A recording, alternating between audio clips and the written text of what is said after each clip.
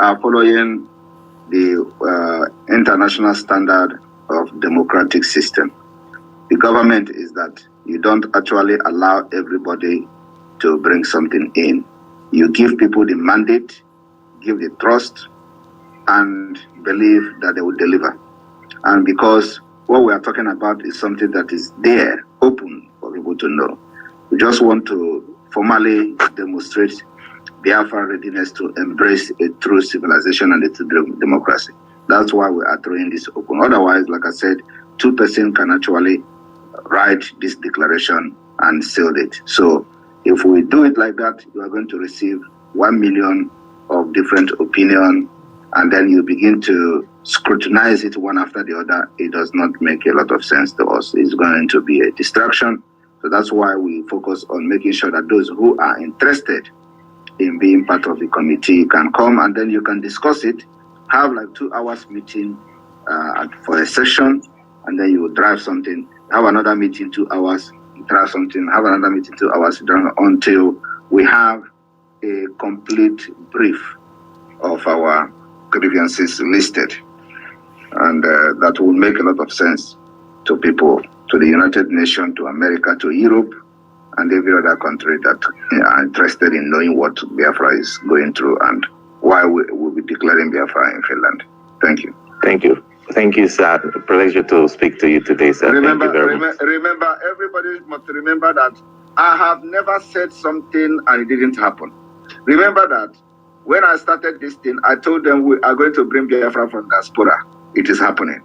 The declaration will be in diaspora and the restoration will happen in Biafra land. Thank you. Thank you, sir. Can we call on Escobar? You have the mic. Please, if you want to speak, raise up your hand so you can record up, okay? Okay. Good afternoon, Biafrans all over the world. Good afternoon, Prime Minister. Good afternoon, the ministers in the building. So please, my question is, they say for a government to function properly, you have to be the executive, the legislative, and the judiciary. So my question is about the judiciary. What kind of judiciary system are we going to be practicing in Biafra, or is it something that will be deliberated after the restoration?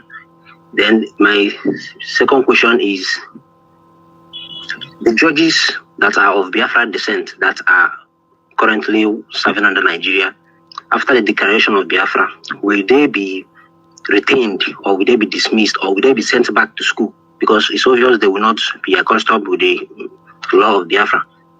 Then, thirdly, sir, my question is, the Helsinki Charter, is there a way we in the homeland can get it, maybe through PDF?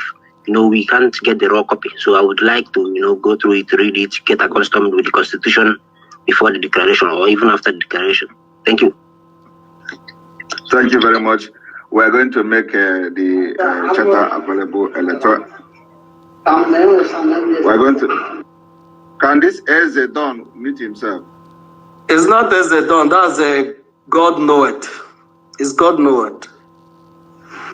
Okay, so we are going to have the Charter of Biafra, a second declaration, digitized. I will give that directive in a few days' time.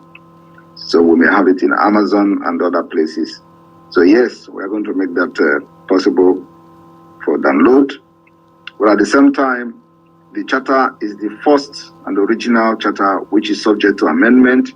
And in Helsinki Second Convention, the charter will be updated. So it is very important that you have the real original charter, and then the updated charter that will be unveiled in Helsinki for the Second Convention. That will include the work and everything that have been done, that we have done from 2023 after the declaration till 2024 in the second declaration and the unveiling of the charter. So, and then the issue, who is this guy? Can you remove this person as a dumb, please? Remove him, please. Sorry, sir, I've removed him. Yeah. All right. So, and then the issue of the justice system, we are starting, putting up the Biafra justice system, and The Chief Justice of Biafra will be announced very, very soon. Remember that the government is still in exile.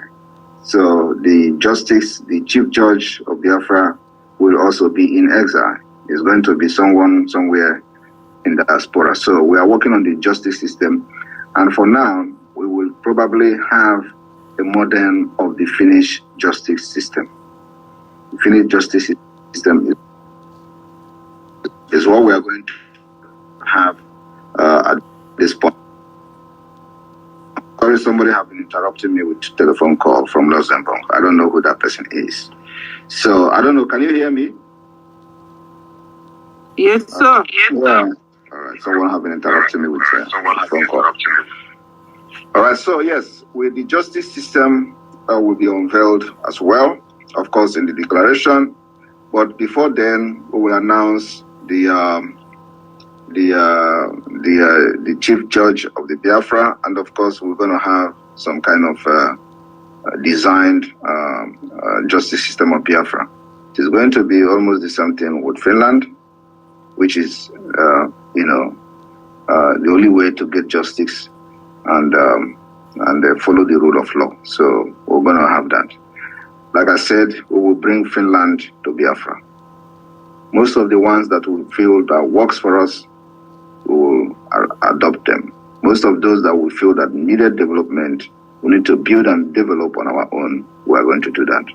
So this is what we're going to offer to Biafra people, where justice, equity, fairness will be supreme. Thank you. Thank you, sir. Can we call on Exodus? You have the mic. Exodus, you have the mic. Are you there? Yes, I'm here. This is good, man. Thank you so much for giving me the mic. Thank you, our joy giver, our Prime Minister. You are our joy giver. I just want to ask if there is a particular broadcast that we in the media need to be doing right now because of the stage that we are in. Is there any particular type of broadcast that you really expect from us to be doing right now so that we can really be hitting it where it really matters most? That is what I want to know from you, beloved Prime Minister. Yes, the broadcast that you people need to be doing now is to hammer on the killings happening across Nigeria, sponsored by Nigeria government for the total Islamization of Nigeria. The news coming from all corners of the north, the killings of Christians, bandits taking over. Abuja in Niger State, for example, is just a 1 hour drive from Abuja.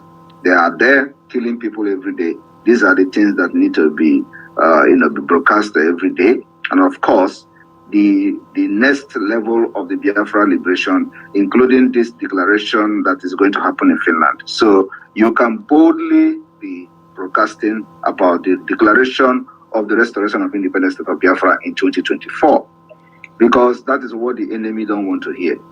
They think that when they hear that you are going to declare Biafra, they will do everything they say is not going to happen. Their own is to sabotage it not to happen. Like I said, you can never sabotage it.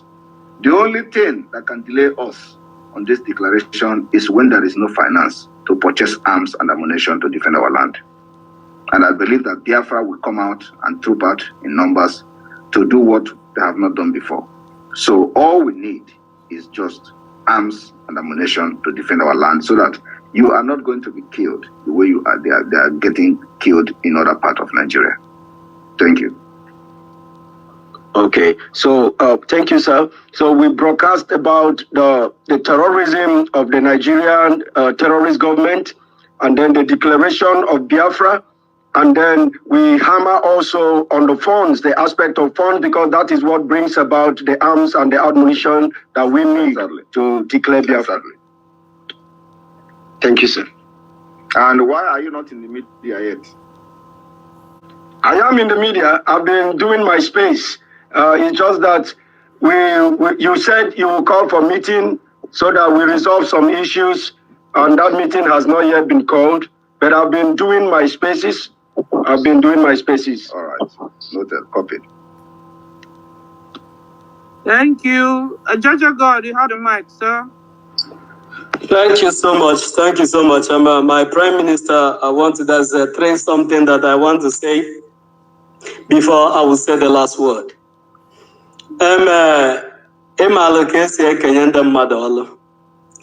There are some statements you made before the beginning of this year and as this year started.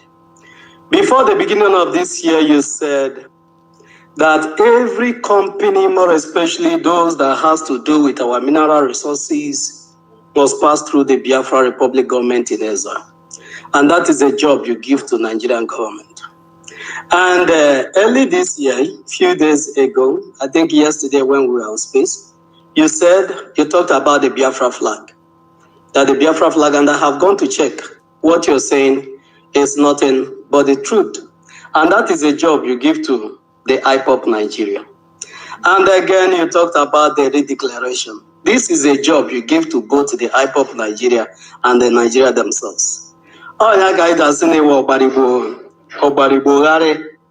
I want to thank you, my Prime Minister. That is not a question, but a compliment. Then, my Prime Minister, I also want to ask you this question. Those that are elected in the cabinet of the Biafra Republic government in exile, which are working with you, are they supposed to be respected? When they are being respected, are they respecting your opinion? Or are they, those people that are respecting them, are they respecting that person as a person or as a person that is representing the government? So I would like you to clear this to us. Those people that you elect on the government in exile, the Biafrans need to respect them as people that are representing them at that capacity. Thank you, sir. Before the PM will answer this question, let me say this to you, please. We are now a government and not a group. All the serving ministers, de facto leaders are powered by the Biafran charters. And in the Biafran charter, it is supreme. The Biafran charter gave everyone the power to go to do whatever according to his own duty. You are Minister of Information, it is from the charter. Our Prime Minister is being given his power from the charter. And to the list of in the government is from the charter. The charter is our supreme document and our supreme law. And everyone who is maybe serving under a department, who somebody is spearheading, you are not respecting that person. You are not respecting Simon Ekpa. You are respecting the Biafran charter that was unanimously given to us by the people. That is it. So go ahead, sir. Yeah, thank you very much. Yes, just like the sisters have said, but above all, the Biafra cabinet members are people that you must accord respect for their various positions. The Prime Minister of the Biafra Republic government is responsible for running the day-to-day affair of the government overall. Whoever I have appointed to do something represents me. And that respect that you according to me must be accorded to such person until the person is relieved of his duty or her duty. But for the fact that that person has been appointed by the Prime Minister who superhead and run the affairs of the government on a daily basis, that respect must be accorded to the... Yes, my people, we've come to the end of today's interaction with Prime Minister Simon Ekpa, where he ironed out the issues bordering Biafran struggle and Biafran freedom. Please don't forget to like, share, subscribe. Thank you. God bless you all. Bye.